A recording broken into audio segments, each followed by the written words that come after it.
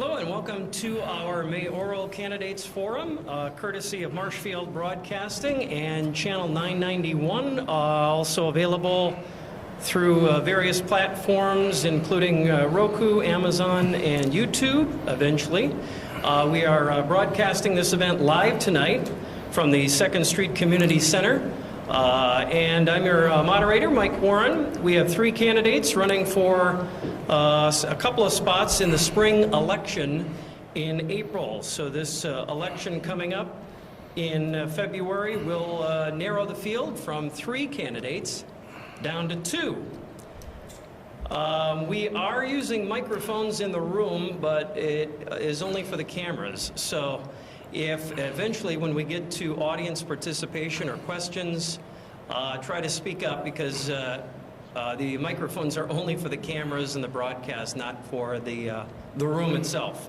That goes for the candidates. I don't think either of you have had an issue particularly in speaking up in the past, so we should be able to hear you loud and clear, hopefully. All right. So just a couple general housekeeping rules. We flipped coins, and I think we have our order all set for opening statements. We'll mix it up a little as we go throughout the evening in terms of the questions. There won't be rebuttals per se after a direct question and or answer. If you have a rebuttal, use one of your answer times to address something. We won't necessarily shake the order of things up for rebuttals. For questions from the audience, when we get to that point, make sure it's a question. Okay, if you have a question, ask your question. All right? So nobody wants to stand here for 2 or 3 minutes and listen to opinions or have you editorialize a question, ask your question, and we'll move on. Okay? All right, thank you. Let's see, I think we're set to start here.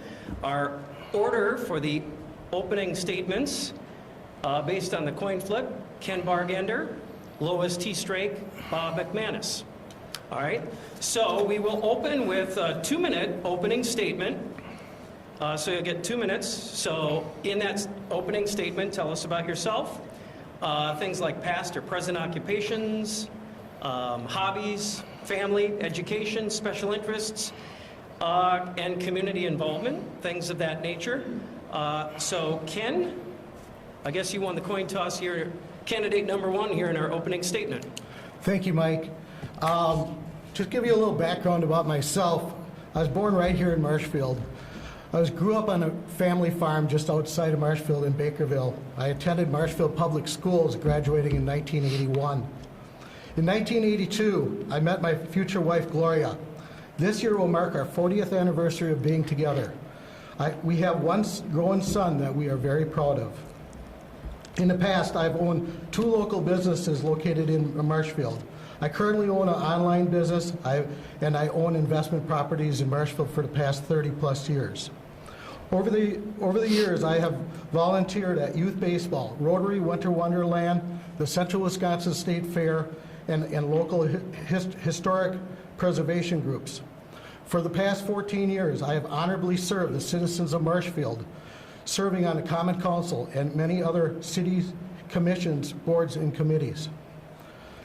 My 35 years of business experience, combined with 14 years of experience in Marshfield city government, is extremely valuable when I make decisions that affect the citizens and the future of Marshfield. This being Marshfield's 150th anniversary, I would be honored to represent the city as its mayor while the city is celebrating its 150th anniversary. Thank you. All right, thank you, Ken. Next, we'll go to Lois TeStrake. Lois, maybe a few things about yourself, past occupations, education, family, hobbies, special interests, community involvement, anything else you want to mention during your opening statement, and you have 2 minutes. Good evening, everyone. First off, I would like to thank Public TV for hosting this forum and for Mike Warren as our lovely moderator. To get started, I'm a long Central Wisconsin Okay, I'm going to start again. I'm a long life Central Wisconsin resident. I am fourth of 5 children. I graduated from Stratford High School in 1978. Yes, this means I'm 61 years old. I went to beauty school at the State College of Beauty Culture in Wausau and have been doing hair ever since. I own Style and Beauty Salon. Hairdressing has and still is a great occupation for me. I'm a people person, as you will find out, and I connect with the public. I have learned a lot from people. Being a hairdresser, listening is number 1. And I will continue to do so. My best hobby, interest, and community involvement is volunteering, near and dear to my heart. And why not for this great community? I served on the Main Street Marshfield Board for 17 years, which of them I was 9 years president. I went through the Leadership Marshfield program and learned more than you can imagine about Marshfield. I've been here, like I said, over 35 years. How do you learn any more? In a 10-month period, you ask anybody that's been with them, they'll tell you the same thing. I also was with the Healthy Lifestyles and Conception, just to name a few. Again, there are many organizations I have, am, and continue to be involved with. I'm a proud Marshfield supporter. All right, thank you, Lois. Our next candidate is Bob McManus. So, Bob, you'll have 2 minutes here in your opening statement to share things that you want to tell us about, things like family, hobbies, special interests, community involvement, education, so on and so forth. So your opening statement, and you have 2 minutes. Thank you very much. First of all, thank you all for coming out tonight on this very brisk, balmy, 0-degree night. That wind was really something just coming in. I originally grew up in California, moved here in 2012. My wife is a native of Marshfield. And in California, I went to normal schools, and then when I graduated, I became a paramedic, and I worked on the streets for about 8 years, occupation that I thoroughly loved. As well, after that, we owned a couple of businesses, and then we made the decision to move back here as Kara's parents, her father at the time was getting ill and needed help, and we believe family comes first. So when we moved here, I went and got into banking and mortgages, which is I've done real estate for years and mortgages, and of course was elected to be mayor in 2018.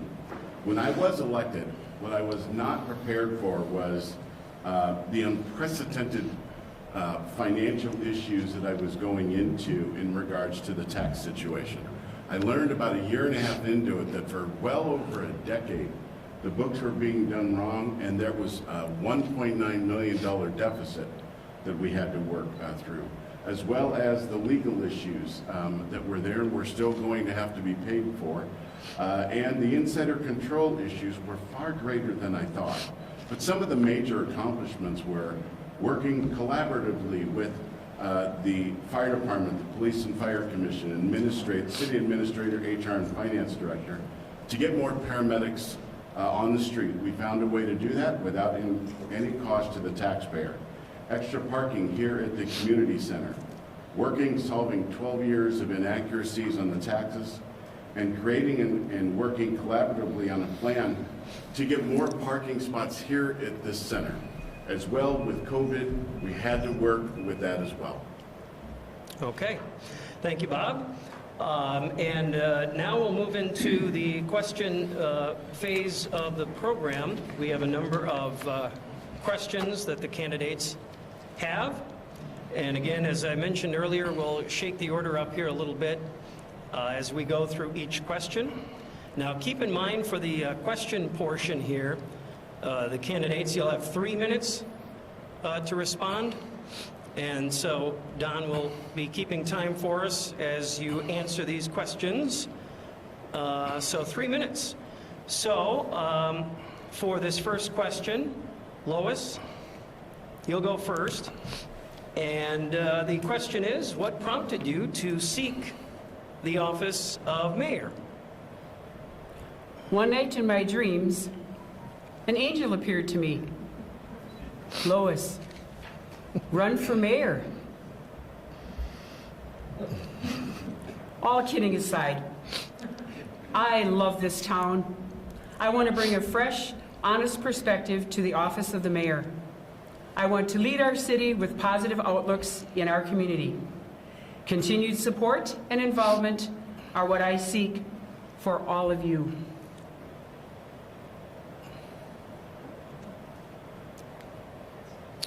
Okay. Next, we'll go to Bob McManus. Bob will give you the same question. Excuse me. What prompted you to seek the office of mayor? You have 3 minutes. All right, I do want to finish up on the first part there, so I'll get to that question in a second. One of the things on my first term is we had to start dealing with COVID. One of the things that I'm very proud of is the collaboration that I worked with several different aspects of the city to come up with a business grant for businesses that were struggling, and we were able to get that in. Another thing I'm very proud of accomplishing is after 20 years of trying to get a pool, we actually got an aquatic center.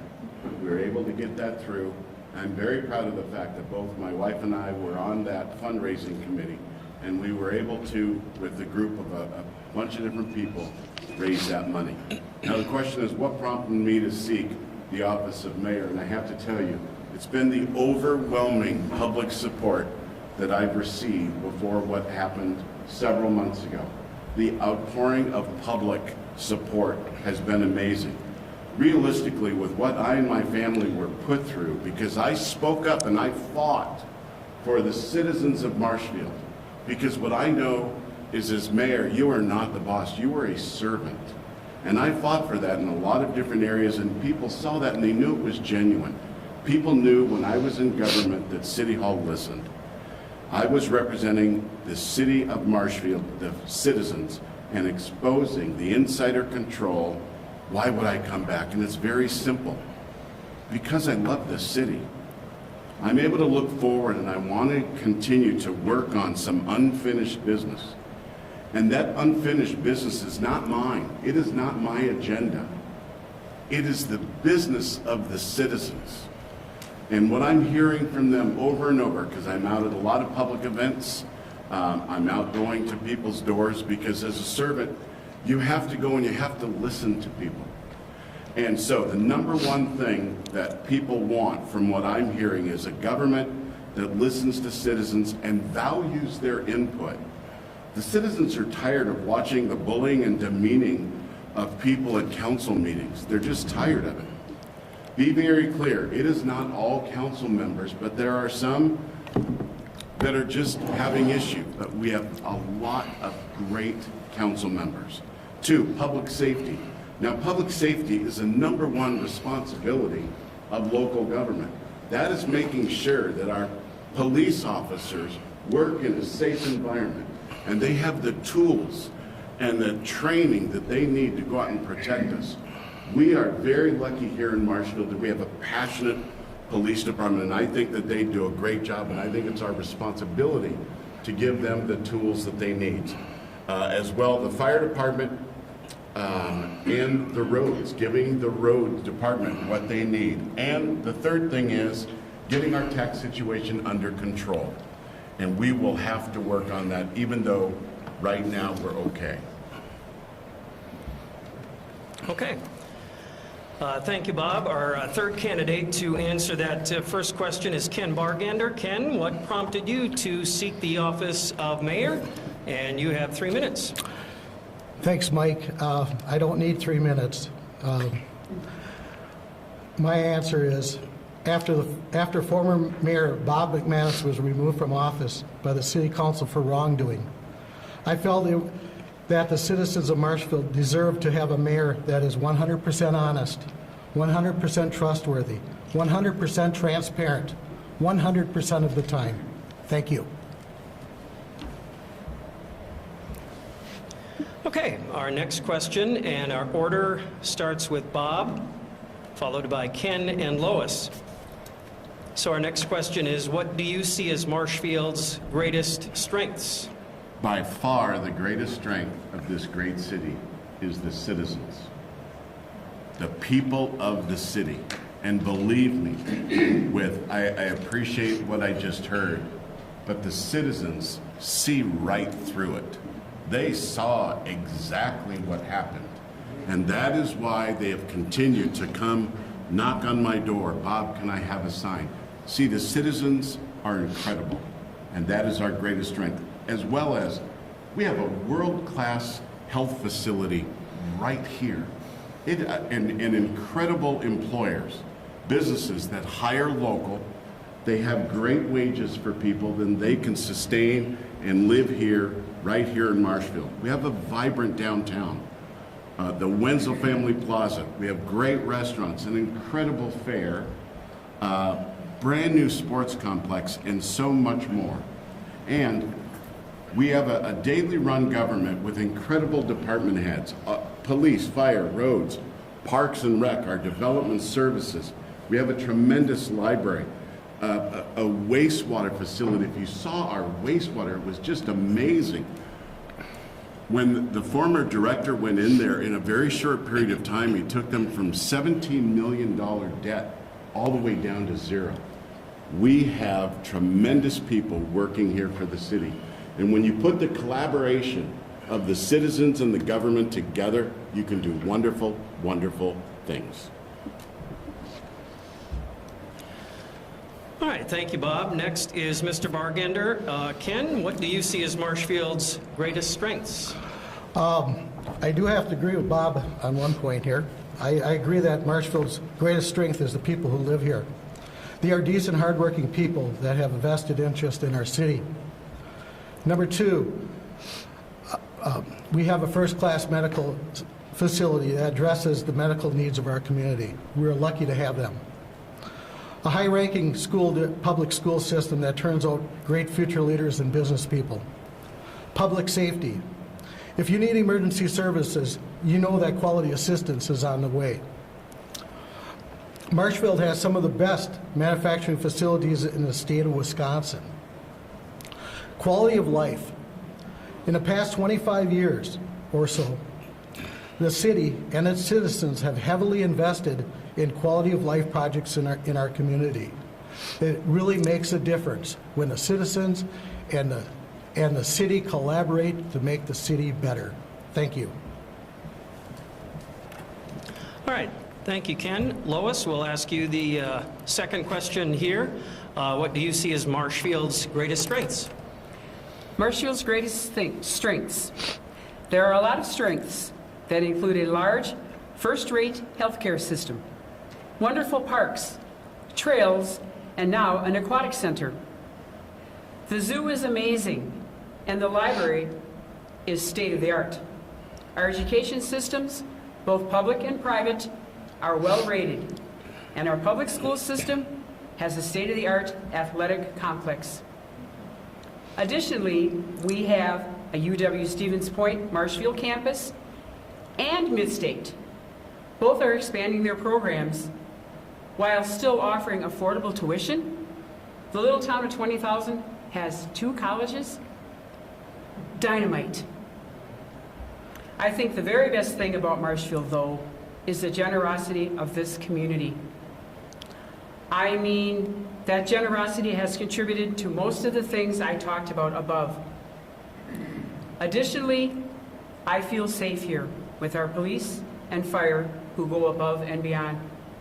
I am proud to be a citizen of this town, and I hope that you follow along with me and as proud as I am. Thank you, Mike. All right, thank you, Lois. Our next question, and our order will switch a little bit, so Mr. Bartender will go first, followed by Lois, and then Mr. McManus. So, Ken, our next question, and we'll start with you, and again, 3 minutes, up to 3 minutes to respond. If you're elected, what do you see as your biggest challenge? I feel the biggest challenge for the new mayor will be to regain the trust in the office of the mayor. It is vital for the mayor to be truthful and honest all of the time. The mayor should not have any hidden agendas and should have no business interests in the city that would hinder his or her decisions. The citizens need to know that I, as mayor, will only have their best interest in mind. Thank you. All right, thank you, Ken. Lois, we'll ask you the same question. If you're elected, what do you see as your biggest challenge? I think that the biggest challenge when first getting elected will center around gaining trust and bringing integrity back to this office. That trust and integrity has been challenged with events over the last year. I want to make sure I'm available and open to the city staff and common council. But of course, mostly of all, to these great citizens of Marshfield. All right, thank you. Bob, we'll ask you the same question. If you're elected, what do you see as your biggest challenge? Well, you know, there's three, and the first one is, what's very interesting is we have heard different issues on trust and everything else, and those in integrity, and those are good words, those are good taglines, but that's actually what I did. And when I started to expose what was right, as you all see, we are paying dearly and will continue to pay dearly for issues that took place in our police department. I had the courage to stand up to that. I had the courage on behalf of the citizens to stand up to one commission that felt that they were entitled to do whatever they want. And there were people on the council that worked right along with them. And so that we just can't have. And this is what the citizens are tired of. You see, what they want is more than just trust in the mayor's office, because they had that. They are tired. The citizens are frustrated with what is taking place in the insider control. That is what needs to be done. It's easy to point to one thing, but too many citizens saw exactly what happened.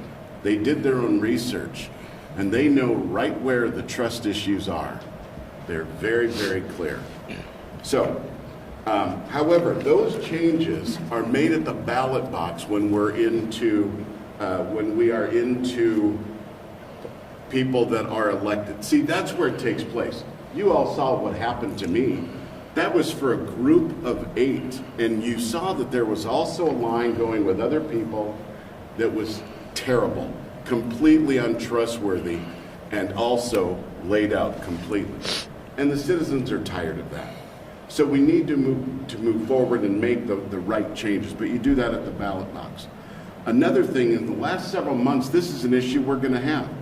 We've lost the city planner, the head zookeeper, the department head at wastewater, the fire chief, and most recently the HR director and others as well. What has taken place to where we're losing all of these people on a daily basis? Let's be very, very clear. Those of us that have the courage to stand up to that will find the answer to this. Others that are complicit and are just going to say yes to everything that the insiders tell them to do, they're going to have issue. Finally, the jobs that are there, we also have to work on the tax issue. We have to get that, because for over a decade, I believe Steve Martin, the city administrator, said 15 years, the finances were done wrong, and we could never get a legitimate answer why. But be very careful when you have the courage to stand up to the insider and request an answer. I have that courage. All right, thank you, Bob. We'll move on to our next question. And our order will be Lois, Bob, and Ken. So Lois, our next question, and we'll start with you. If you're elected, what are the first things you would like to accomplish as mayor? I would like to bring confidence and honesty back to the mayor's office. Meet with city staff and gain a rapport and understanding between each other. Reaching out to large and small businesses to keep reinforcing communication. Again, I would like you people to be the voice of the city, the citizens. We are here as your tool. Actually, no, I don't want to be mayor. I want to be mayor. I want us all to experience what's going on in the city. And I'm going to challenge you all, if I may, get on a committee, see what happens. Maybe then you'll understand some of the things that are going on with the council. You don't like your councilman. You don't like the things they say or do. We don't understand as regular citizens, and I didn't until I started this venture, some of the things that they said and what they did. Why did they do that? They have our best interest at heart. But when we go back and look at actually what's going on, I believe they truly do. Thank you, Mike. All right, thank you, Lois. Bob, you're up next. If you're elected, what are the first things you would like to accomplish? So the number one thing is open up communication with the citizens and have them be a part of the process. I'm very, very proud of the fact that when I was elected the first time, a lot of folks didn't feel like they had a voice at City Hall, and they didn't feel like they had a lot of information. One of the things that I did with the city administrator is weekly after council meetings, we had a council meeting on a Tuesday, then on that Thursday we would have a press conference to go over everything that was done there. But I feel it is important to have open dialogue with the citizens. And I have to tell you, since everything that has taken place, I continually have people coming up to me, Bob, what's going on here? What's going on there? Please run for mayor. Please run for mayor. This was not just my decision to run. I was prompted by hundreds of folks coming up and giving me that support. The other thing is to collaborate with city administrator and HR to determine why are so many people leaving. Let's see if we can figure this out. Let's not just say, well, it's because of COVID or it's because of this. Let's have a discussion about it, but not just have a discussion between the mayor and the city administrator. Bring the employees in. Let's hear what they have to say.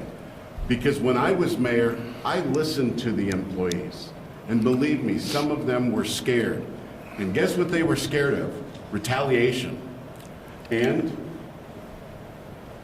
they should have been. I stood up for them, and I will fight for the citizens of this wonderful city, as well as our great employees that protect us every day. I'll meet with department heads to reestablish communication, meet with the city leaders. One of the things I'm very proud of is during COVID, when that was going on, this is a very hard time. We're in a different world right now.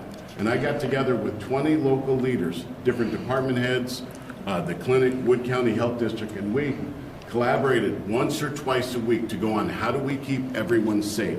We'll have to open up that dialogue again as well and change the perception of our local government, of our city, so that they can trust.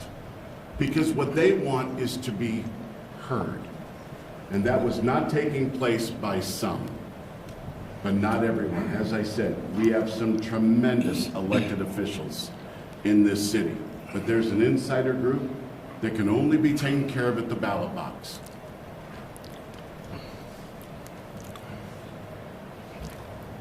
All right, thank you, Bob. Ken, we'll go to you for this question. If you're elected, what are the first things you would like to accomplish?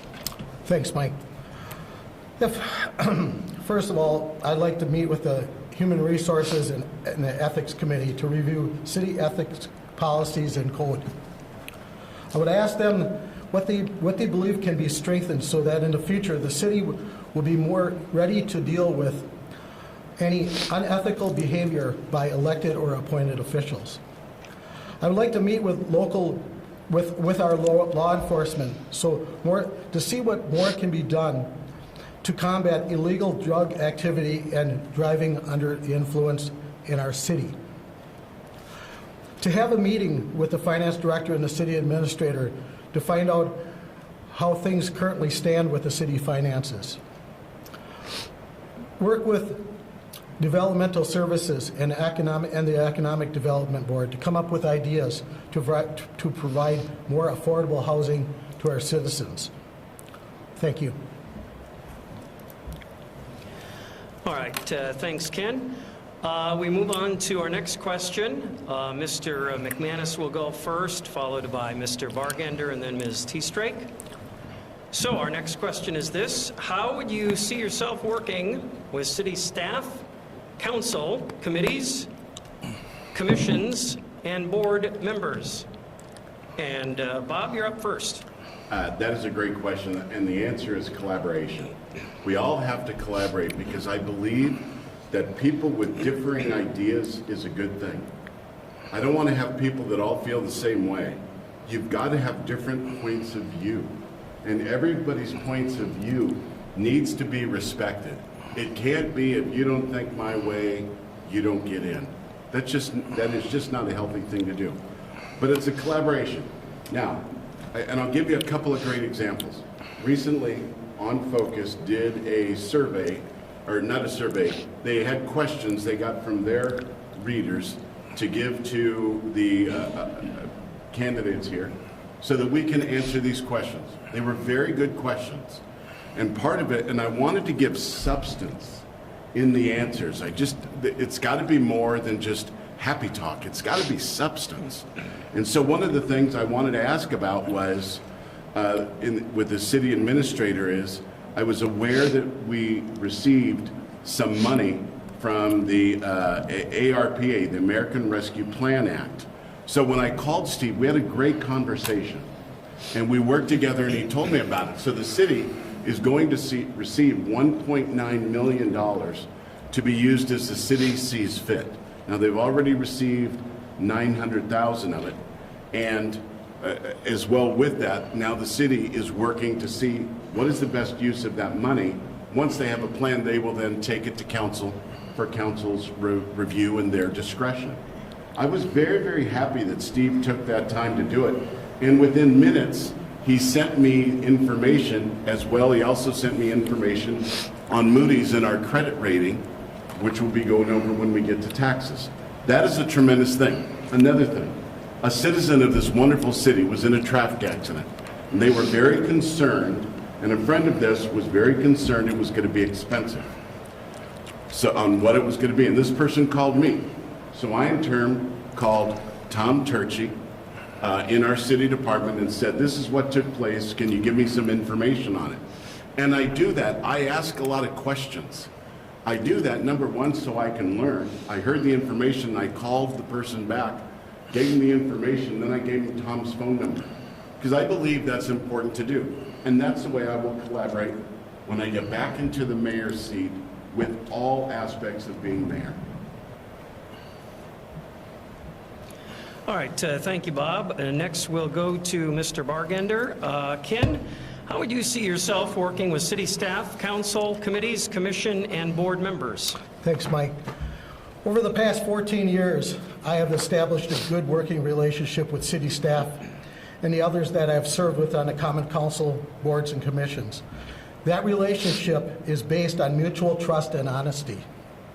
As mayor, I will promote a team approach with staff and the council so the best decisions are made for our city. Thank you. All right, thank you, Ken.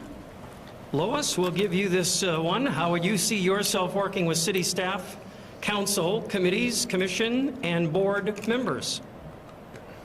I plan on working with staff, the council, and various committees by attending their meetings to ensure I understand their working dynamics and their goals and responsibilities to the public. It's important that each person understands that I am here to serve, that I want what is best for this great community, and that I will be hardworking, honest, and forthright. Restoring faith to the office is critical. All right, thank you.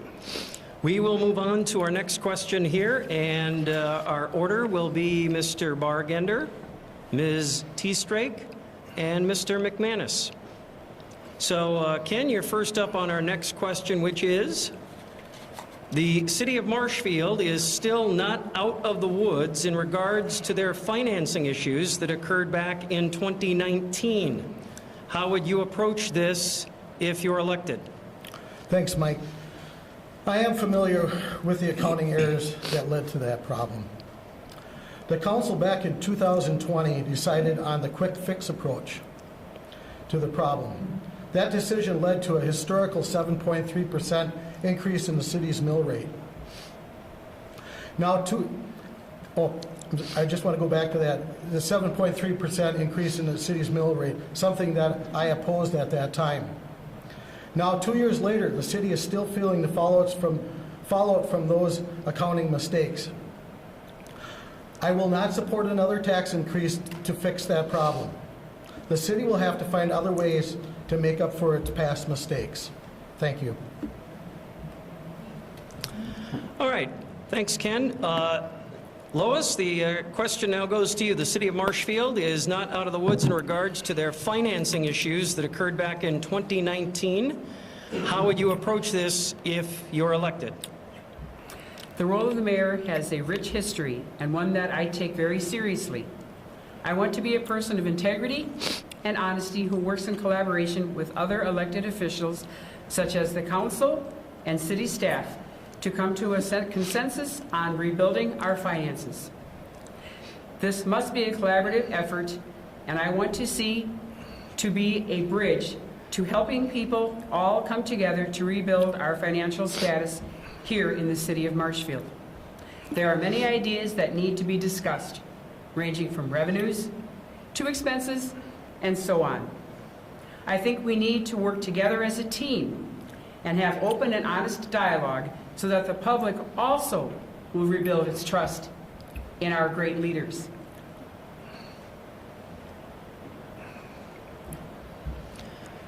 All right, thank you, Lois.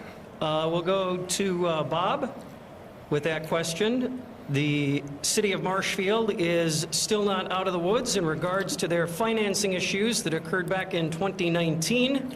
How would you approach this if you're elected? Well, we have to look at a couple of things. So, number one, I listened to the finance director, which at the time was Ron Almond, and he was absolutely brilliant. And he deals with this on a daily basis. And as well, the city administrator, Steve Bart. Understand, we had to do a massive tax increase, not because anybody likes taxes. I hate them. I don't like paying taxes, so it just doesn't make any sense. But what took place for over 12 to 13 years is the accounting that was done was so wrong, and everybody was just passing the buck. And when we finally came down and had that time where we were going to have to take accountability for it and found it, it was amazing. Now, here's the good news. There was no money missing, there was no wrongdoing, there was no embezzling, nothing like that. The accounting was done wrong, and the council members were just as upset as everybody else was. But the problem was, they didn't get a good enough explanation for it. They just said to the citizens, to all of us, I know we messed up, you just pay the bill. I was the one in saying, I want answers. I didn't just go along with everybody. I wanted answers. We're still waiting on those. Now, city staff does an amazing job of coming up with their budgets. And over the years, we've been telling them over and over and over again, cut your budget, cut your budget. It is cut to the bone. Now, we had to do that so we could get through, that time. Now, Ken brings up a good thing. It was the short-term fix. It couldn't be further from the truth. See, what not everybody understands is that our Moody's credit rating took a hit. And for all the powers that be that run the finances and run the Moody's credit rating, had they not seen that the city was going to be aggressive and start doing it right and start covering their bills, our credit rating would have taken a serious hit. It already went down, but it would have taken a serious hit. That would end up costing the citizens millions of dollars. And I value what the finance director had to say at that time. Give you an example of why we go over on the roads. Everybody knows about the potholes. The roads are public safety. This is the issue that we have on our taxes. We spend between $1.9 and $2.1 million a year on road repairs. But we have a need for $3 to $4 million. If you're not keeping up with what those repairs are, it's going to get worse and worse and worse. So we have to find a way to get that taken care of. So it was not a short-term fix. It was the right thing to do. And that's the difference. But it requires having all the facts and understanding them. All right. Thank you, Bob, for that. Now we'll move on to our next question. Our order will be Lois, Bob, and Ken. And this is an issue that actually the city has been looking at in recent months. Do you think residents are satisfied with Marshfield's current form of government? And Lois, we'll start with you. I know there are some people who are not satisfied with the current form of government, and I'm always willing to hear them out. I think the most critical issue right now is to rebuild trust and help people see government being more open, honest, and transparent. I'm a person who loves to listen and will connect with people.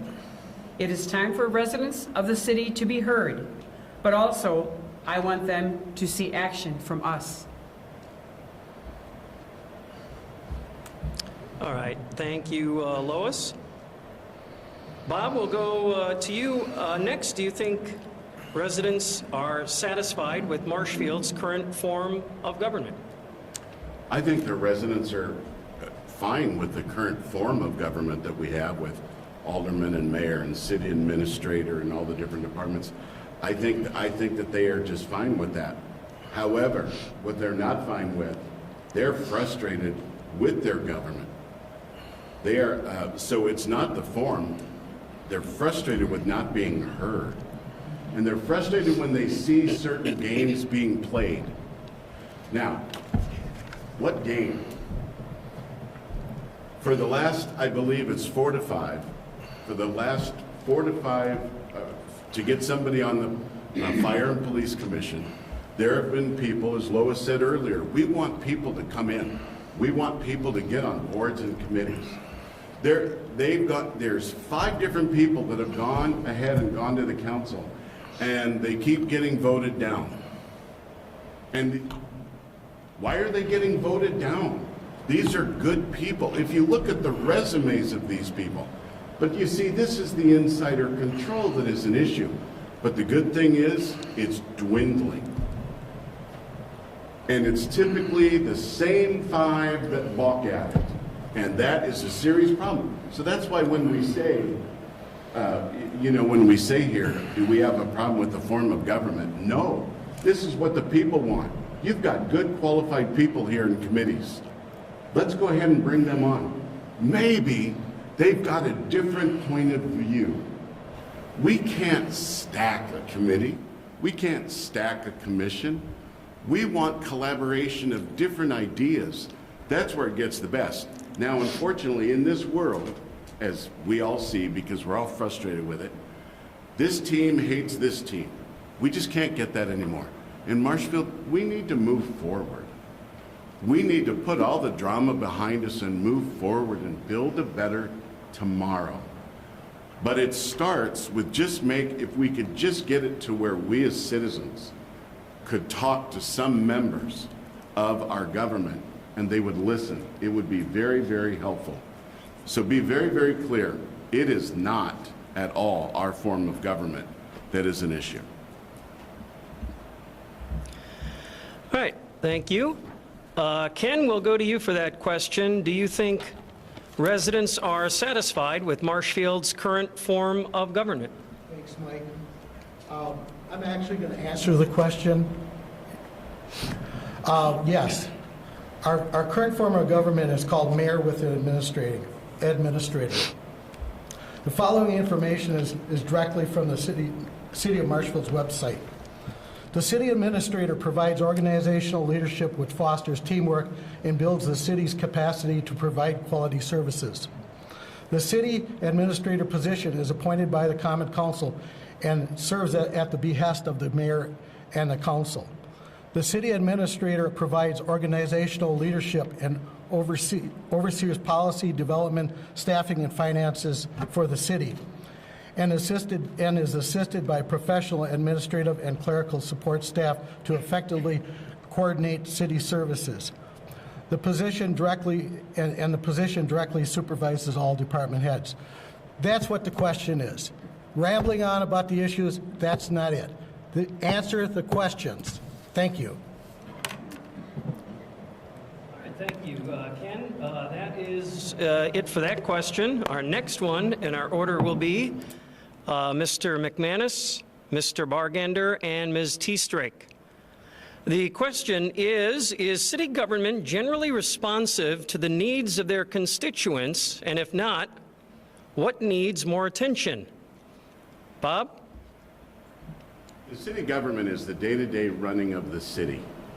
And from Steve Bark, the city administrator, on down, I think we have tremendous department heads, and tremendous employees that work there. And I believe that when you call 911, you get an officer right away. That is good response. The same, or if it's police you're calling, fire you're calling, our roads are cleaned pretty quick. In development services, they get through very, very quickly. I think the day-to-day running of the government is exceptional.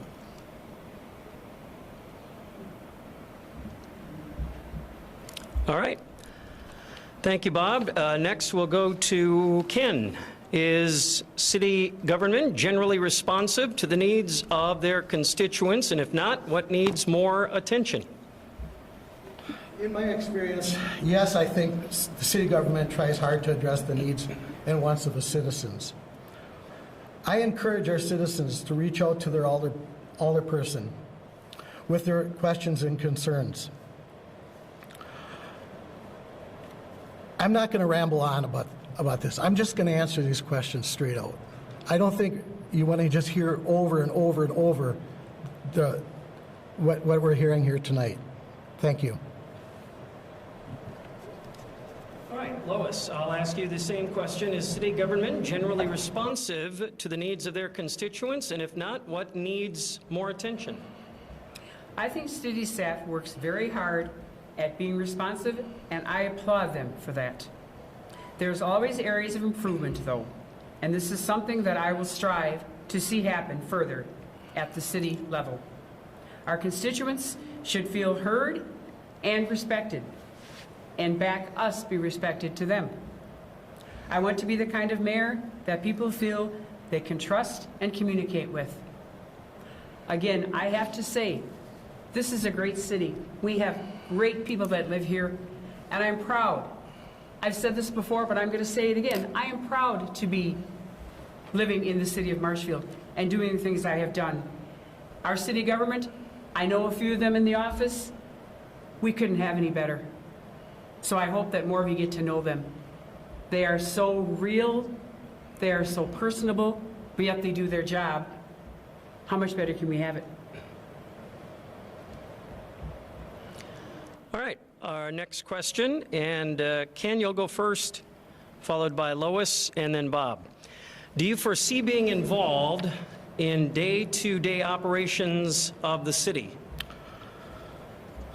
Actually, the mayor's role in our form of government is more that of as an advisor and oversees the city administrator and the department heads. The administrator and staff is in charge of daily operations of the city, not the mayor. Thank you. All right, thank you, Ken.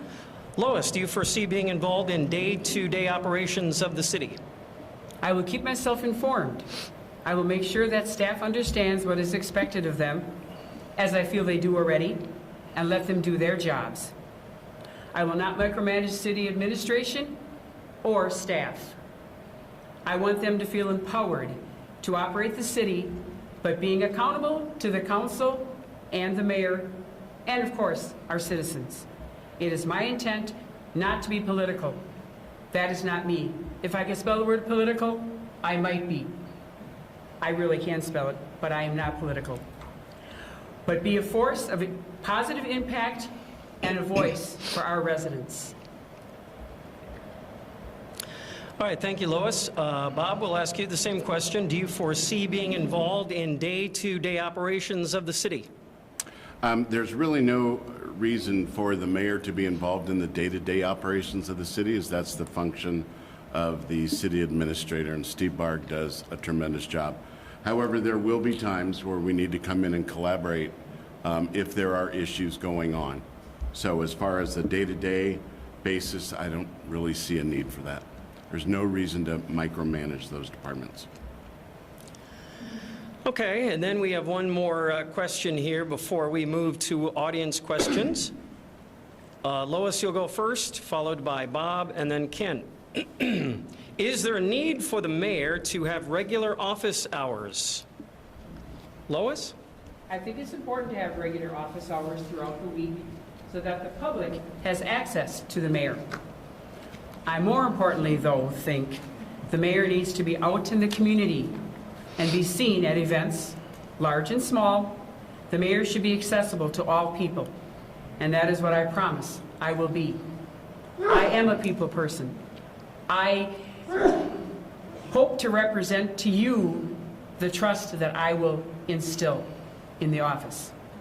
All right, Bob, is there a need for the mayor to have regular office hours? It would be good to have regular office hours, but one thing certainly with today's technology and everything, you can always have appointments. So I do think it would be good to be in the office a couple of different times a week in the event that some city staff or citizens want to come in for meetings. That would absolutely be appropriate. All right. Ken, is there a need for the mayor to have regular office hours? Yes, I totally agree with what Lois and Bob are saying here. The citizens need to know that when they have questions or concerns related to the city, that the mayor will be there to address them. Thank you. All right. Thank you, Ken. We have reached the end of our prepared questions. We have set aside some time for audience questions. And so I believe we have a microphone ready over here.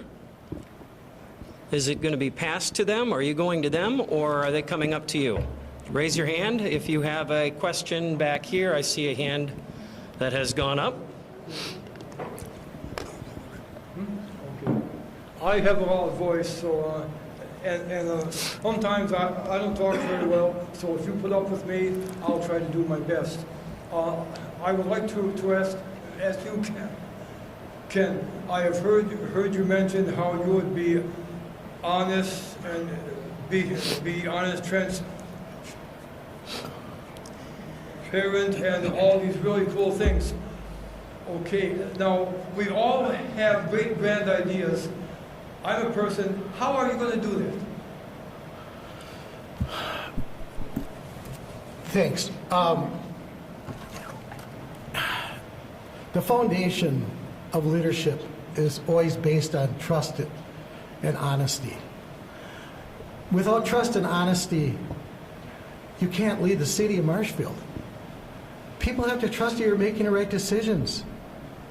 That all the decisions you make are in their best interest.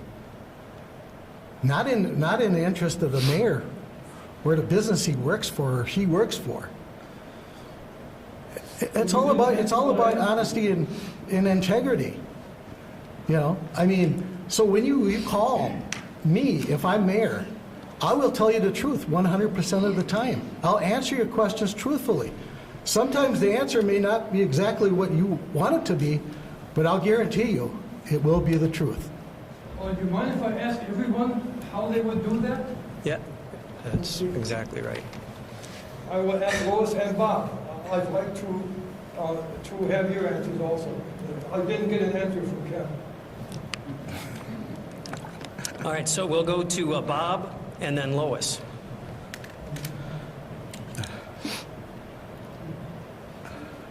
So is the question, How would you be honest? how would you be honest? You know, you're honest when you have the courage to do what is right. And I had the courage to do what was right. But that upset some people. That upset a lot of people. And I stayed in and I dug. I'm not one of the complicit ones. When I see something going on, when I saw what was taking place in the police department, you have to understand, I was a paramedic for 8 years in an occupation that I loved. I don't sit back when I see things that are wrong and just get with the other people that think that they know better and go in the insiders club. That's not me. I fight for you.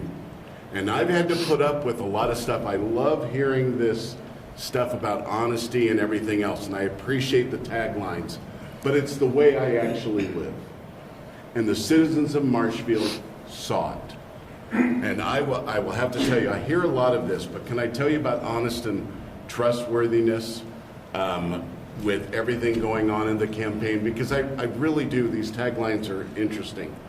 Many of the people that supported me, that have supported me and have my signs, what they received, and I'm sure many of you here have received, is this backhanded, dishonest way. Now, I don't know what campaign it's from.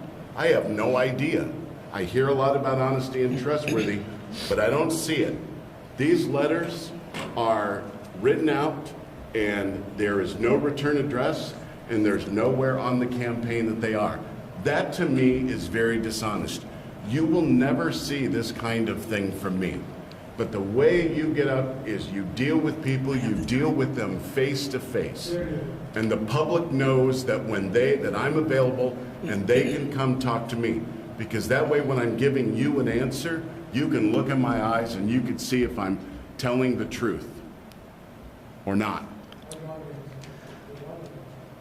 All right, Lois, do you need the question repeated? Honesty? What else is there? Rich, I'm going to tell you something as you start. Yes, sir, thank you.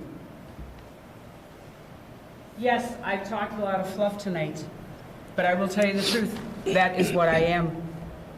I will be honest. I will be forthcoming. I honestly do not know how to answer that question, Rich. I am hoping that the constituents will follow along with their hearts and be honest right along with us. It's not only the office of the mayor that is dishonest at times. We all have that. And isn't it too bad with everything that's gone on the last 2 years with COVID? Wouldn't you think that we could step back in and all have that true honesty and make it for us? Again, I'm going to say, I don't want to be mayor. I want to be mayor. And that, Rich, is in my mind's eye being honest. Okay. Is there another audience question for the candidates? This one's for Ken. The order, just so you know, the order will be Ken, excuse me, Ken, Lois, and Bob for this next one. This is only one question for Ken. One question for Ken. Okay. Okay. So you talk about integrity and being honest. After Bob left Forward Bank and he joined my company, Century 21 Gold Key Realty, why did you find it okay for you to call my office, talk to one of my agents, and say, you don't understand why I allowed Bob to come to my company when he just got let go from Forward Bank for embezzling? And that is a very, very true statement that you did do that. So I want to know why you did that. Absolutely. The person I talked to, I'm a very well acquainted with. And the truth needs to be told in this community. It always needs the truth. The truth, I can't say more about the truth. When people put fake ads in the paper, making believe that they're the most honest person around, that they've done nothing wrong, it just makes me so angry.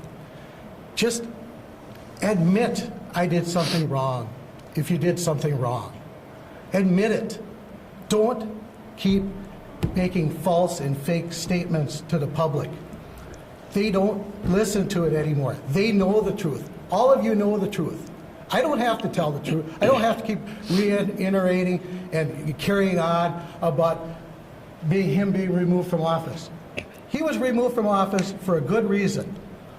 He misled staff. He lied to staff. He destroyed over 1,100 city records. He violated state statutes.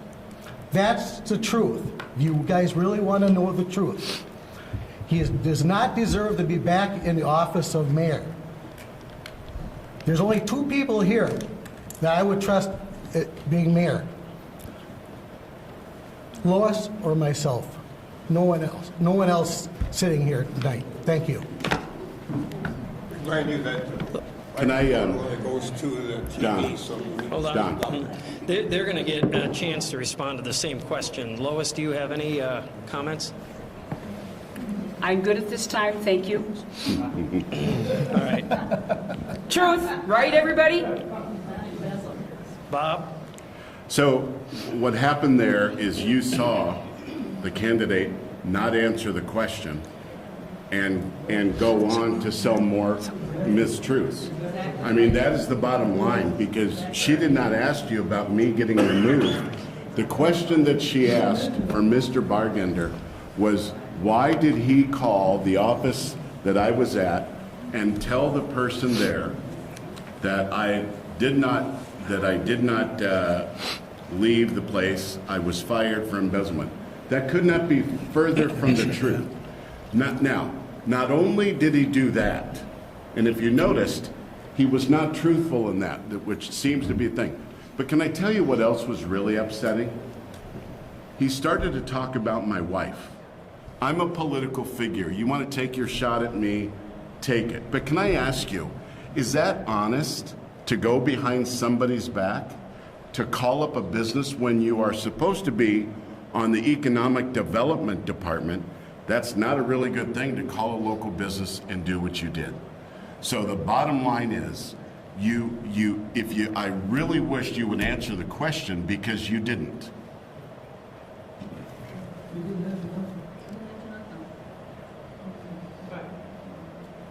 you have more questions? I've got a question that I'd like you all to talk to, but I got to give a little background on where I'm coming from. A couple of years ago, I supported the mayor when he ran, and I supported him because of my past friendship with relatives of his father-in-law, who I thought up very, very highly. And last year I asked if the stuff that was going on was true, and was told by him that it was a headhunting thing. PFC was out to get him, and the council, specifically 5 to 7, were out to get him. With that said, I want to ask you, Bob, believing you, supporting you last time, putting my name out there, and then finding out, this is the incident report from Detective Meidel. What Ken just talked to is true. You deleted messages, you deleted evidence, you lied about it. You put the city administrator in a position under oath to say that you lied to him. You then tried blaming an unknowing city staff, somebody making less than $40,000 a year, saying he must have done it. Speaking to computer experts, people in the phone industry, and knowing that your phone records showed 700 text messages that you didn't have the data for because they were destroyed. I have a question.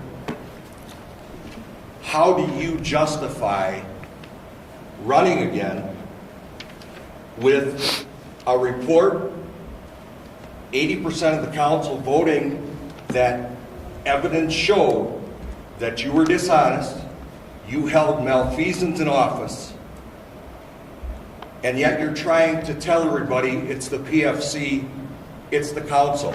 I also have an email 2 months after you took office originally, you asking, how do I get rid of the Police and Fire Commission? Months later, you start denouncing them, telling them that they're corrupt, they're not doing things right. Nobody knows that you asked how to get rid of them before any issue came up. I want to know how you think the city of Marshfield should believe this. And I've got a lot of friends that are supporting you, so this isn't easy. But how can you say that they should trust you when there's 13 lies, when you look at all the different emails and stuff out there that you intentionally committed and tried passing it off on other people? That is hard for me to fathom.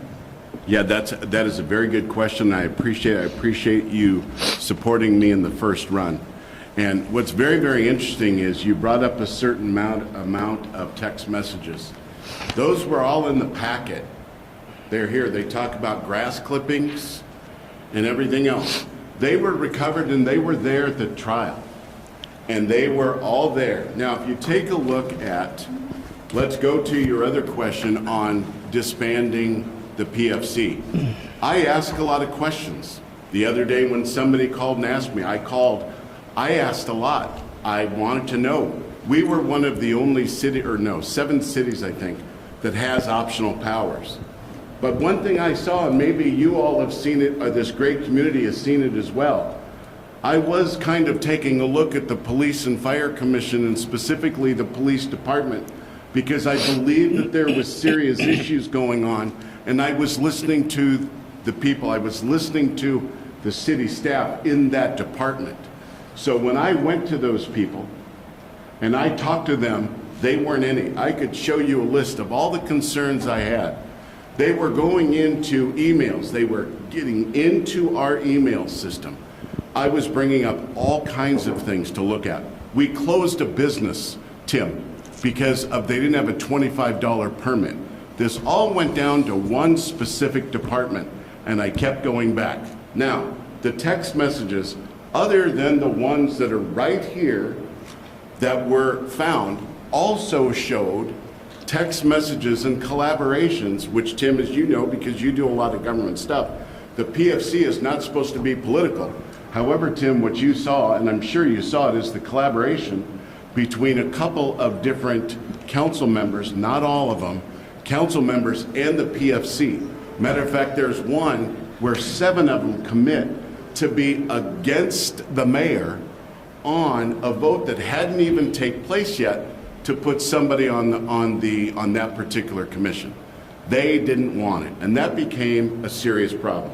Now, to answer your question, because it's a fair question, let's first understand that the investigation was done and the DA sent the response. Tim, there was no charges.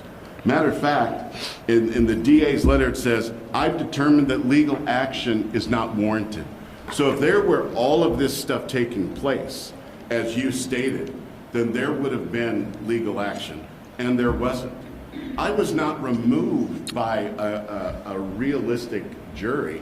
I was removed by a group of 8. And when you see the text messages and the collaboration between them, and I believe that there's a reason why. Had I had a real jury, I don't think it would have happened. That's so your let's 3 minutes. understand, I've been, since then, we have to look forward. So I hope I will get your support, and if I don't, when I return to the mayor's office, I hope I will earn it back. But be very, very clear, I was very upfront and honest. What you're not bringing up in the long question was how many documents I did turn over. And there was boxfuls, CDs full of information. A lot of the open records request was from before I was even in office. There was purpose to what they were doing, and it's because I stood up and I fought for the citizens and I fought for the departments. But I do appreciate your question. All right, we'll give the other 2 candidates a chance to respond to that question. Lois, do you have anything to respond with to that question or those concerns? The only thing that I have heard, and Tim brought this up, is about the former mayor being removed from office by 8 of the 10 alder people. When they went into closed session, they were advised if there was wrongdoing, you need to vote him out. If you don't, from what I understand, charges could be brought against you as the other alderman. Now, this is just what I have heard. Truth or not truth, I guess you have to listen and believe what you believe. Deleting hundreds of text messages? Great for you, Bob, that you have all of these extra ones that you brought back in or that you had. But I'm concerned the ones that you did delete. Now, I am not computer savvy at all. Nope. And I will tell you that as the truth. I hope, as your mayor, that I will not do the delete messaging system. I feel by listening to people, I'm hoping that I'm smart enough that this will not happen. If it does, I will go right to somebody, Steve Barr or whoever, and just say, Steve, I deleted a text message. Husband wanted to get milk home from work. When I got done, I deleted that text message. But that was part of the mayor's forum, and that needed to stay on, regardless of how little or big it is. Blaming an IT person that didn't even make $40,000 a year, how scary is that? I can't imagine. You can't remove from a phone until that individual is out of office. From my understanding, there's no way that it can even happen. By doing this, he committed malfeasance, which is an unlawful act. Malfeasance is an awfully big word. By not complying with the city open records request, that's too bad. You can't bury a crime with time. All right, Ken, would you like to address that question or any of those concerns? Actually, I think Lois covered it exactly right. You can't bury a crime over time. It happened. There's no doubt about it. He was guilty. He got removed from office. End of story. I mean, he can sit here and he can sugarcoat it and he can twist it any way he wants. It's a fact. The evidence was clear. Nobody made up anything. Nobody was conspiring against him. He just keeps telling you that. Watch the hearing. That's what I say. And then you make the decision. It should have been 10-0, not 8-2. It was 8-2 because two aldermen are good friends with Bob, and they would never remove Bob from office. So, I mean, watch the hearing. Listen to the facts. There's no funny business going on. The only funny business was him while he was in office. It was funny business all the time. He wasn't doing the right business. I will do business for the city, for the people, not for myself, not for my business. I've never gained a penny in the 14 years I've ever been in office. Never once. It'll never happen while I'm in office. Truth and honesty is the best way to go as an elected official. I'm really upset right now, I will admit, by listening to Bob and his ways of twisting all the facts. Facts are clear. He lied. He was removed from office for good reason. Thank you. All right, thank you. We have Mike, another question? Mike, Go ahead. Mike, can I just, before the question, can I respond to that? No, Because- No, go ahead. Okay. I can, or you want to go to the No, question? go ahead. Thank you. My question's also for Bob relating to this topic. Should you be reelected mayor, how do you intend to repair the relationships not only with the council but with city staff after having wrongly accused them of your misconduct? So that is a great question, and I think if you go down and any time and talk to the city staff, especially the ones that were there, they are very good supporters of mine, and they have told me endless times how what happened was wrong. So what we have to understand about this is, it was earlier said that there was a crime. There was no crime. There was a full investigation of it, which I think it's interesting that you say it's a crime, because if it's a crime, then there would be charges. There was no charges, not even a ticket. But let me ask you if you see this as a fair trial, to see if you're in it. When the person that is the prosecutor, who also happened to be one of the police and fire commissioner, walks across and goes over to a council person and says before the hearing, This is what you wanted. Don't screw it up. I've never heard a prosecutor do this. The other thing is, at breaks, I've never seen the prosecutor, in this case the person bringing the charges, back having dinner with the jury. This was baked in, and there's all kinds of evidence to that. And so, but you need to pick what you believe. I've been transparent, and there are a lot of people, believe me, if I would not have the outpouring from the community, they see what's going on. Now, one last thing here. Do you find this interesting? I was removed because there was said that there were no texts. I did open records requests on other people as well. And here's a very interesting one from a person that was actually bringing the charges. Unfortunately, I don't have any text messages from those dates.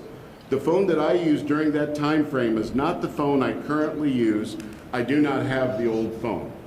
So what that is saying is, I don't have the texts. Isn't that, I just find that very, very interesting. Be very, very clear. Politics is something that is really something right now. And I'm sorry, with every bone in my body, that you are being put through this. Because this is ridiculous, but this is what I know. People of Marshfield are very smart. You saw it happen right in front of you. You can go to council meetings right now, and there are some of them that are exceptional. They're incredible people. And there's others that just demean staff and citizens for asking a question. And I believe we need to clean that up, but the only way we could do that is at the ballot box. Time. Okay, the other two candidates will get a chance to respond to that question or those concerns. Mr. Bartender, anything? I'm just done rehashing this. The trial is over. He was removed from office, plain and simple. I'm not just going to keep rambling on about this. Thank you. Lois? All I would say is I urge you and encourage you to read the police report. These guys don't lie. And yes, I may be overstated by saying crime takes time. I can't think of any other way. And I'm just being honest. Okay. Thank you. Don? Well, since I'm getting a little sick of listening to this, I want to ask a question that hasn't properly been addressed to me by Water and Electric. I want to know when they're going to get the lead out of our water so that our kids aren't getting poisoned when they're drinking it.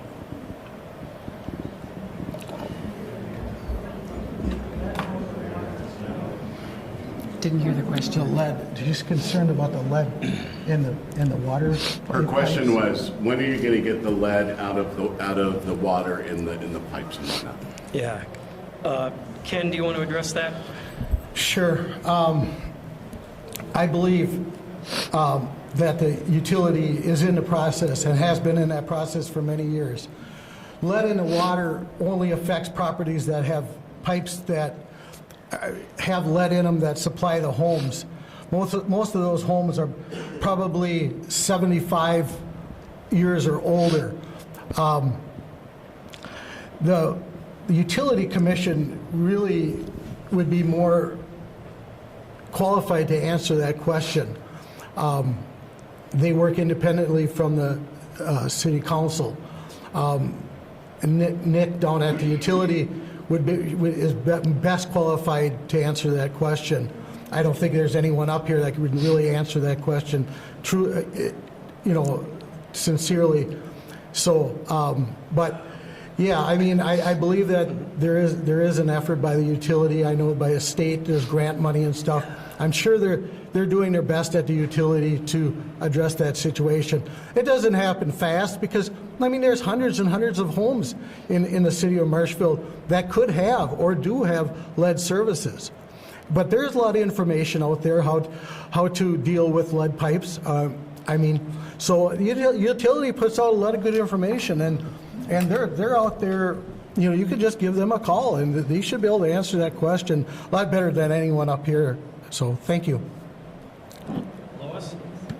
Do you know what I think is great? And thanks for that question. I, as your mayor, will get together with you to go to the department and get the answer. This is what I truly strive. I will never say I know everything. If I do, I would be right up there, right? And I'm not ready to go up there yet. At least I hope not. I am excited to get more of you to be involved with me so we can learn together. The right thing the first time. Again, I don't know all the answers, and sometimes I might say, I don't know the answer, I'll have to get back to you. I hope that's okay with everybody, because again, right answer the first time. Mm-hmm. Bob, any thoughts on that question? The easiest thing to do is call down to Marshfield Utilities and speak with Nick Cum. He could tell you all about what mains are being replaced when, and he will be able to answer that question appropriately. Okay. The question I have is, the fact of the matter is that before, in January, they had something on the human resource page for the city of Marshfield, and it stated about making it mandatory for vaccines depending on the shot. Okay, I mean, like the Supreme Court, decision on the shots. And how do you feel about this here decision? And I'd kind of like to know what your take is on it, and how you feel about mandatoring the city workers, as well as, people. At that time, they were, talking to more of 100 people. If you have 100 people or more, you have to, everybody had to be vaccinated according to Biden. So, which I don't call him a president because I don't think he is. So, anyway, so that's my question. Okay. Lois, you're first on this one. Okay. Sorry to catch you off guard. That's quite all right, Mike. Mandates. Kind of a dirty word. Why do we feel that we can make that decision for our employees? I don't get it. I understand we want to be safe. I understand all that's going on. As I look at the bigger picture, do masks really work? Gary, I respect you for having your mask on. Whatever the reason, I respect everyone else for having their mask off, for whatever reason. I'm sorry I don't know your names, or I would say them right out loud. Maybe I'll get to know you later. We live in a country with freedoms. Outside of the mandate word, we have the freedom to do. And how proud can we be? Bob? So COVID has rocked the world. For the last couple of years, we've seen major things, and it's even affecting our school district. I mean, we have a little bit of contentiousness here, not a lot, but a little bit. But what you're going to see in the school board meeting, I believe, is going to be a lot, because those things are affecting kids, and it's the effect of COVID and mandates, masks, and everything else. We here have the Marshfield Clinic Health System, a world-class healthcare facility. They make recommendations, but we at the city level, we don't have a health officer. So we really can't make that. I believe for people that want to wear the mask, they should not be bullied or told that's bad. And for people that don't wear masks, they shouldn't be bullied or told that that's bad. Everybody's going to make an independent choice on what is right for them. I remember when COVID first came out, it was scary. It was across the street at the police station. And we all got the text message that evening. It was the first case of COVID hit Wood County, and it was scary. It took us all by surprise. But at the end of the day, citizens make the determination of what is best for them.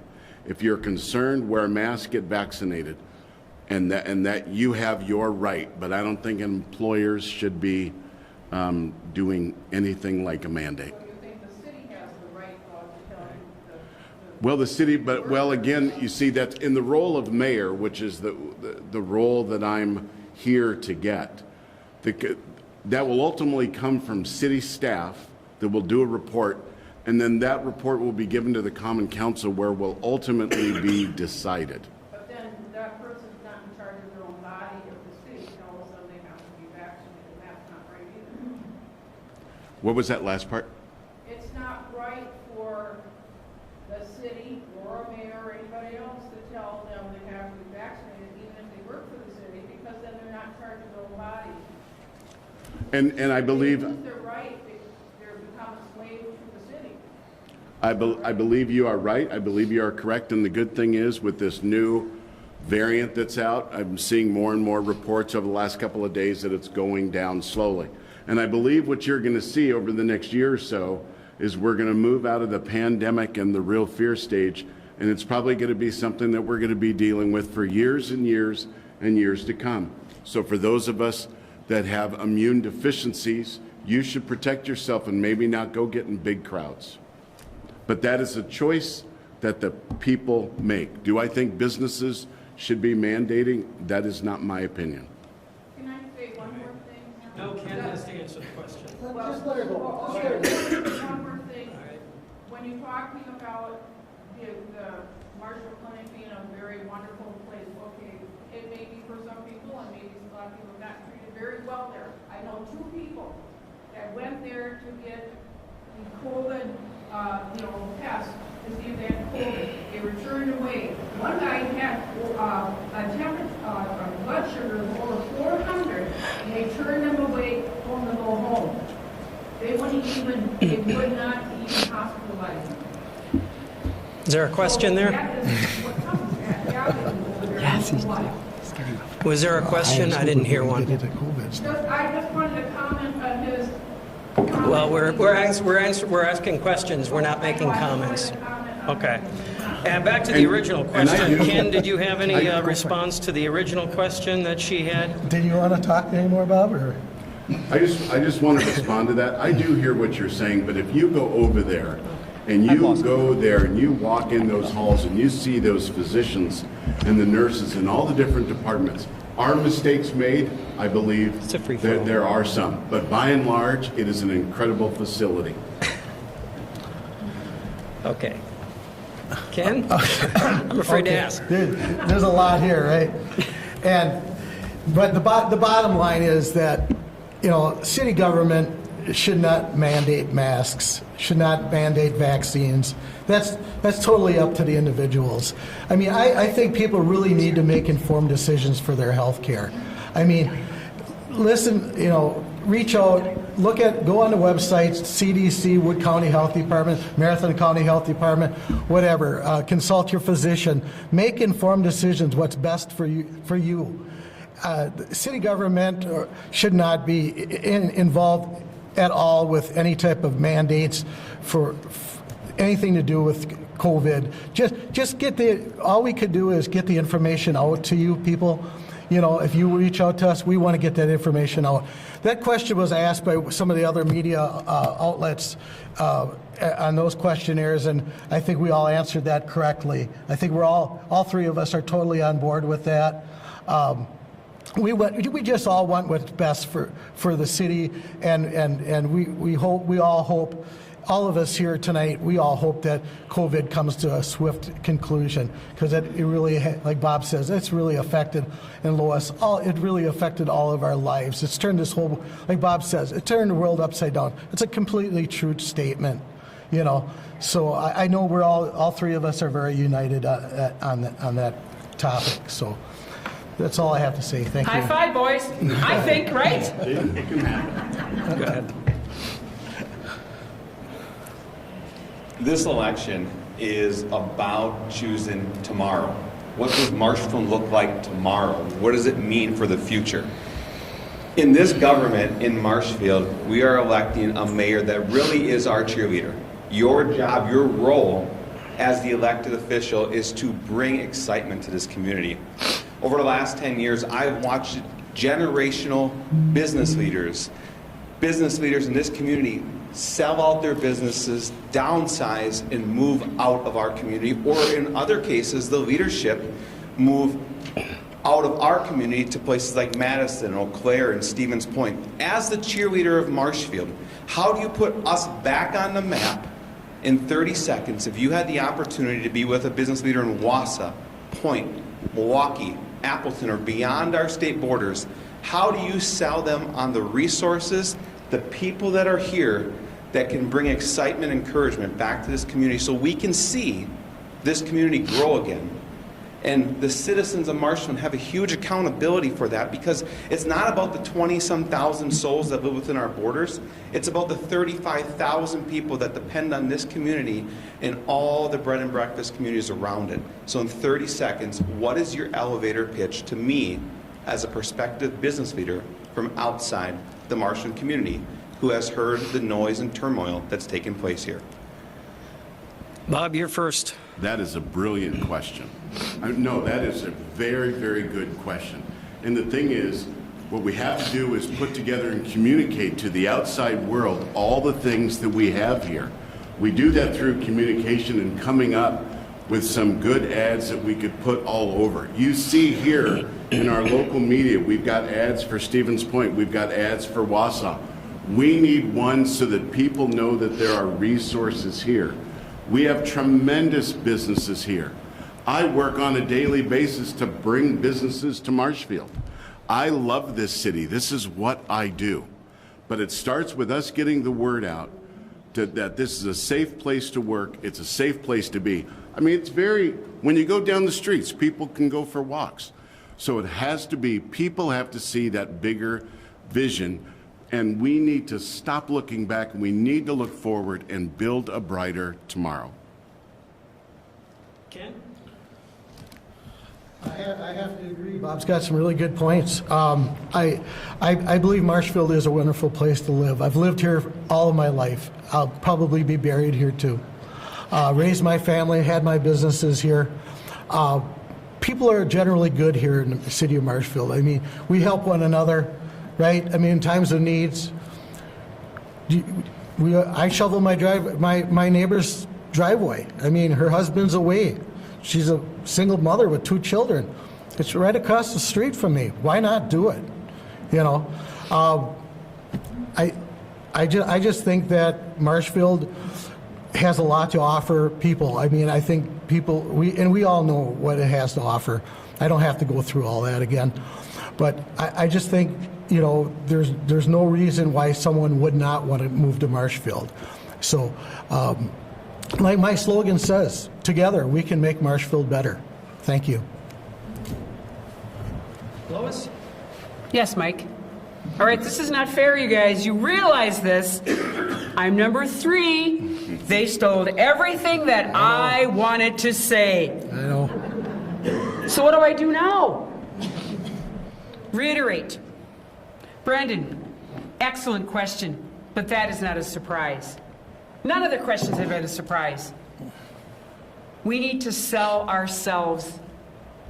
We don't need some fancy, schmancy ads and all these other things. As long as we reach out to our friends who don't live here, let them know what we have. How exciting. Economic development.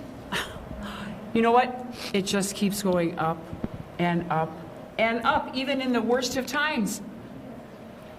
When I first looked for a business on Central Avenue 100 years ago, not quite, there were over 40 locations downtown that had nobody in them. I could pick the litter. Now, we still have probably more than we need to, but look what's happened. Local, local, local. How excited can we be? We have the resources. We have the energy, I feel. Those pom-poms, I think we all need to get a set and shake them. Show what great cheerleaders we really are for Marshfield and get on board. Yeah, let's just all of us sell Marshfield. Why not? It's not going to cost us a dime. Each person, 4 hours a year. That's all you have to give. 20,000 people, 6,000 voters. We got this, everybody. Any other questions? That's it? Okay. I don't see any more questions, so we will move to the closing statement portion. Lois? Wait a minute here. Our order will be, yep. Lois, Bob, and Ken. I will give you each, I know I said 2 minutes, but I'm feeling generous. So we'll give you 3 minutes for a closing statement as we wind this candidates forum down. Lois, you have 3 minutes to make a closing statement.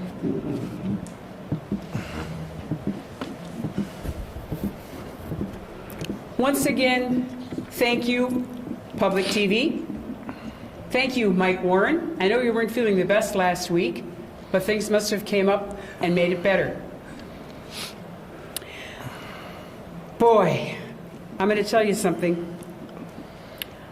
I am real. I'm going to pat myself on the back when I say that. And this is why I am running for mayor. I'm not here to sell a bill of goods. I just want us all, I know it's unrealistic to say we're all to get along, but at least get along on the good points. Again, sell the city. Can you imagine Marshall being the best city in Wisconsin? I think we probably could do that. We're a little city, but why not? We can grow with what we have. Just because our population is only 20,000 and it keeps going seesaw up and down, the people that are here, the older folks that are still here and want to make this their town yet, 90-year-olds that are still excited to be here. I know it's part of the medical campus, but it's part of their hearts because I feel that they know what Marshfield is all about. As your mayor, I am here to learn. I encourage everyone to vote. The date? February 15th, which is the primary. And I challenge you, no, not challenge you, I ask you for my vote as Lois TeStrake. Remember, this is your city, not mine, not the city administrators, not the common council, but this is our city. I represent honesty, integrity, and character.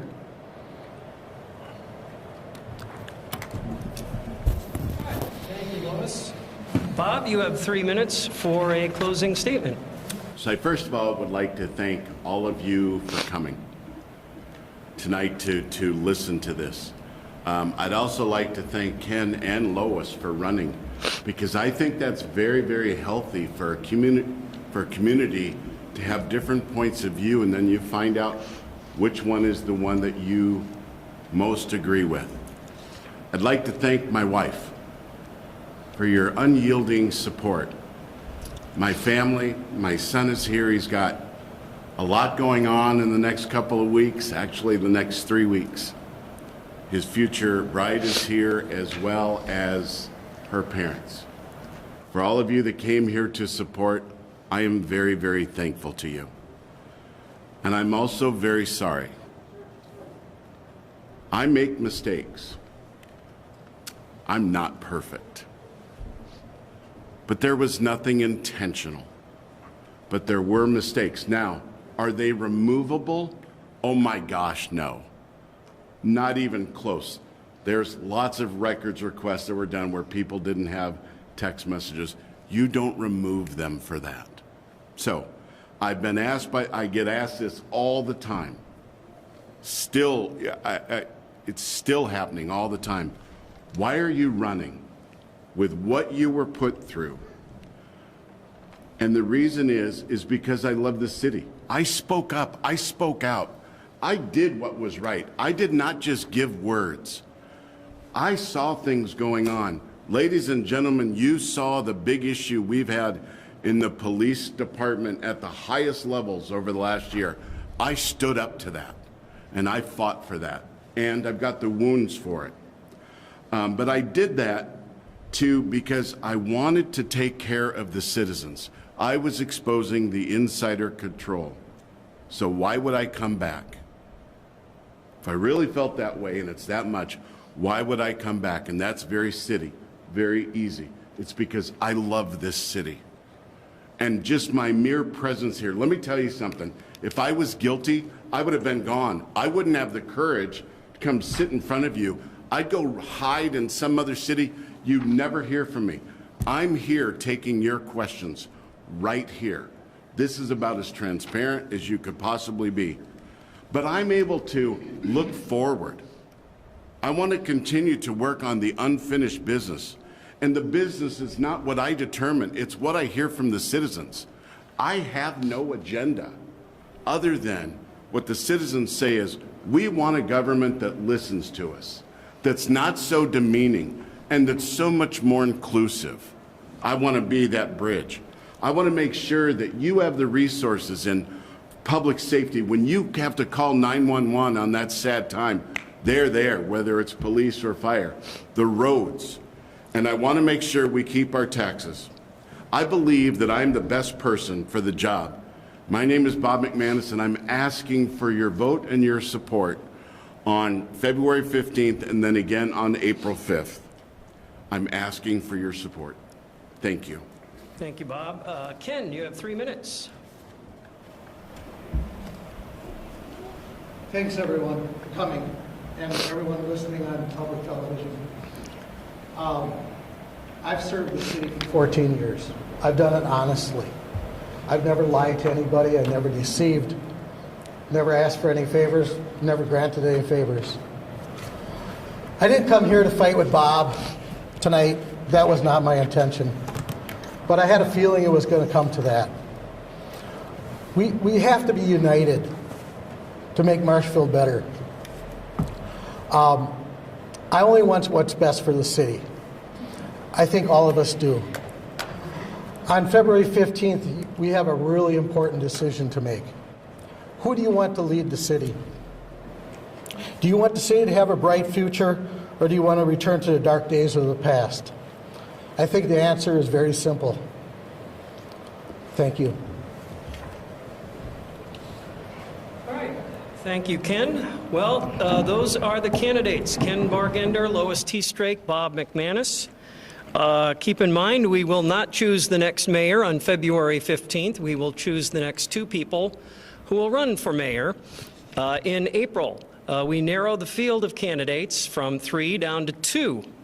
So the primary election is February 15th. Check with the city's website or City Hall to find out where your polling place is, and make sure you get out there and vote. I'm sure there's some information out there already in terms of absentee voting, if you choose that.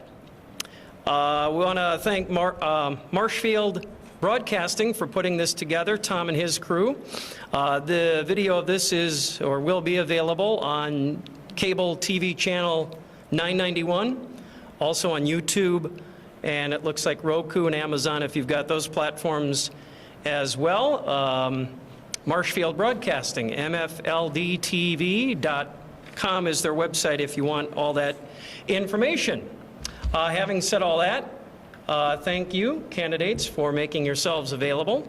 I want to thank the audience for coming and for some of you participating, and we'll see you at the polls on February 15th.